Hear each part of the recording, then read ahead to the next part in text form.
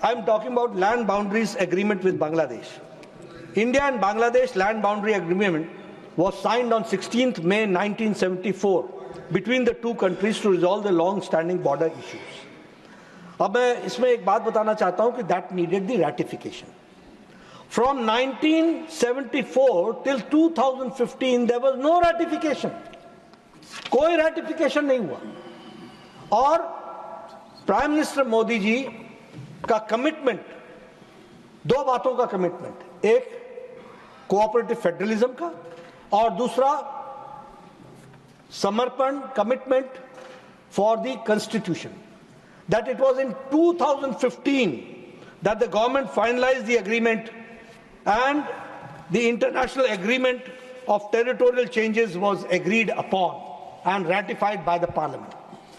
जब मैं respect for federalism कहता हूं तो the central government Modi ji के नेतृत्व में had consultations with Tripura, with Assam, with Meghalaya, with West Bengal, and सबकी कंसेंट लेने के बाद लैंड बॉर्डर का एग्रीमेंट हुआ and approximately 111 Indian enclaves in Bangladesh and 51 Bangladeshi enclaves in India, they were resettled and 50,000 population was brought under the agreement और उनको इससे सहायता मिली. तो आप देखिए, bad lot 1974, good lot 2015 when the agreement is done and ratified.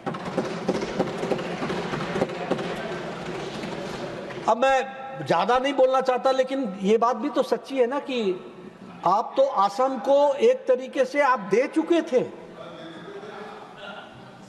Jawaharlal Nehru ji ने कहा था our heart goes with the people of Assam. चला गया था. आज आप डेमोक्रेसी के चैंपियन बनते हैं, अच्छी बात है, दे रहा है, दुरुस्त है, लेकिन आप, और अगर उस समय बोरदोलोई साहब नहीं होते और अगर श्यामा प्रसाद मुखर्जी नहीं होते तो शायद यह भी हम सबको देखना संभव नहीं होता.